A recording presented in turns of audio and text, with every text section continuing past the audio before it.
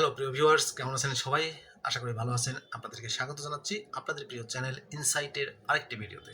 আজকে আমরা কথা বলবো ২০২৬ সালের নির্বাচন, রাজনৈতিক সমীকরণ এবং নেপথ্যের লড়াই। আশা করব ভিডিওটি কন্টিনিউ করবেন আপনারা। এখন ২০২৬ সাল। বাংলাদেশের রাজনীতির জন্য এটি কি কেবল একটি ক্যালেন্ডারের পাতা, নাকি একটি নতুন যুগের সূচনা? ৫ই আগস্টের গণ অভ্যুত্থানের পর বাংলাদেশ যে বাক বদলের মধ্য দিয়ে যাচ্ছে, তার চূড়ান্ত পরীক্ষা হবে ২০২৬-এর নির্বাচনে। আমরা সবাই দেখছি দলগুলোর সভা সমাবেশ, শুনছি সংস্কারের কথা, কিন্তু পর্দার আড়ালে কি ঘটছে? কেন এবারের নির্বাচন আগের নির্বাচনের চেয়ে আলাদা? কেন জটিল সমীকরণে আটকে আছে বাংলাদেশের ভবিষ্যৎ? আজ আমরা আলোচনা করব ২০২৬ সালের নির্বাচনের রাজনৈতিক বাস্তবতা, পর্দার আড়ালের জটিলতা এবং এমন কিছু বিষয় যা সচরাচর সংবাদ মাধ্যম বা সোশ্যাল মিডিয়ার সামনে আসছে না। ভিডিওটি একটু বড় হতে পারে, কিন্তু শেষ পর্যন্ত দেখলে আপনি বাংলাদেশের রাজনীতির আসল ম্যাপ, আসল সত্যটি বুঝতে পারবেন। আশা করব ভিডিওটি শুরু থেকে শেষ পর্যন্ত আপনি আমার সাথে থাকবেন। রাজনৈতিক বাস্তবতা, প্রধান পক্ষগুলোর বর্তমান অবস্থান কোথায়? শুরুতেই কথা বলা যাক রাজনীতির বড় খেলোয়াড়দের নিয়ে। বিএনপি, বাংলাদেশ জাতীয়তাবাদী দল, দীর্ঘ ১.৫ দশক ক্ষমতার বাইরে থাকা এই দলটি এখন সবচেয়ে বেশি সুবিধাজনক অবস্থানে আছে বলে মনে করা হয়। তাদের লক্ষ্য পরিষ্কার, দ্রুত নির্বাচন। কিন্তু তাদের সামনে বড় চ্যালেঞ্জ হলো অভ্যন্তরীণ কোন্দল সামাল দেওয়া এবং আওয়ামী লীগের বিকল্প হিসেবে নিজেদের গ্রহণযোগ্যতার প্রমাণ দেওয়া। বাংলাদেশ জামায়াতে ইসলামী, ছাত্র জনতার আন্দোলনের পর জামাত এক নতুন রূপে আবির্ভূত হয়েছে। তাদের সুশৃঙ্খল ক্যাডার ভিত্তিক রাজনীতি এবং সামাজিক কাজে সক্রিয়তা তাদের অবস্থানকে শক্ত করেছে। তারা কি এককভাবে তৃতীয় শক্তির জানান দেবে? বাংলাদেশ জামায়াতে ইসলামী ইতিমধ্যেই ঘোষণা দিয়েছে তারা ১১ দলের জোটে আলাদাভাবে নির্বাচনে অংশ নেবে। তারা বিএনপির সাথে আর জোট করছে না। নতুন রাজনৈতিক শক্তি, ছাত্র নেতৃবৃন্দ। বৈষম্য বিরোধী ছাত্র আন্দোলন থেকে যে নতুন রাজনৈতিক ধারা তৈরির চেষ্টা চলছে, তা ২০২৬ সালের নির্বাচনে বড় এক্স ফ্যাক্টর হতে পারে। তরুণ ভোটাররা কি পুরনো দুই ধারার বাইরে নতুন কাউকে বেছে নেবে? কি মনে হচ্ছে আপনাদের? আওয়ামী লীগ দলটির শীর্ষ নেতৃত্ব বর্তমানে আত্মগোপনে বা দেশের বাইরে আছেন, কিন্তু তৃণমূলের ভোট ব্যাংক এবং দীর্ঘদিনের সাংগঠনিক কাঠামো কি পুরোপুরি বিলীন হয়ে গেছে, নাকি তারা কোনো কৌশলে ফিরে আসার চেষ্টা করছে? সংস্কার বনাম নির্বাচন এক কঠিন দোলাচল। এখন আসা যাক সবচেয়ে বড় বিতর্কে, আগে সংস্কার নাকি আগে নির্বাচন? অন্তর্বর্তীকালীন সরকার রাষ্ট্র মেরামতের ১০টি কমিশন গঠন করেছে।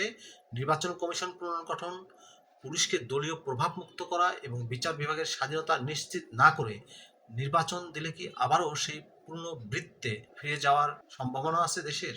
তাহলে জটিলতাটা কোথায়?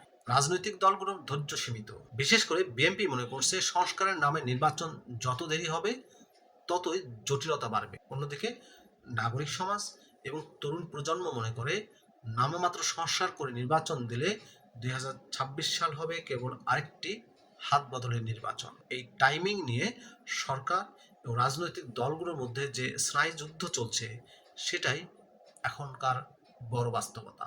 ভূ রাজনীতি, পর্দার আড়ালের প্রভাব।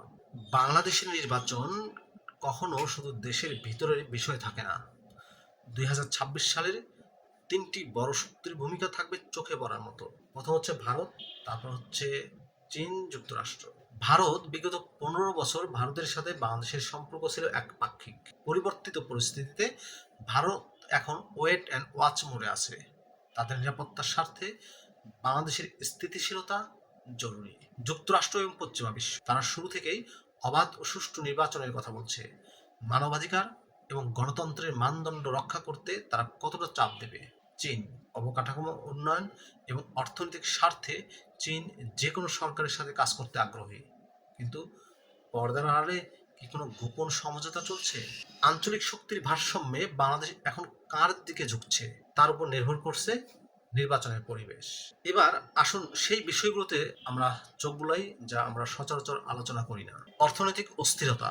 ২০২৬ সালে মুদ্রাস্ফীতি এবং বৈদেশিক মুদ্রার রিজার্ভ যদি নিয়ন্ত্রণে না আসে, তবে সাধারণ ভোটাররা কিন্তু রাজনৈতিক আদর্শের চেয়ে পেট চালানোকে বেশি গুরুত্ব দেবে। ক্ষোভের ভোট কোন দিকে যাবে? ডিজিটাল ও সাইবার যুদ্ধ।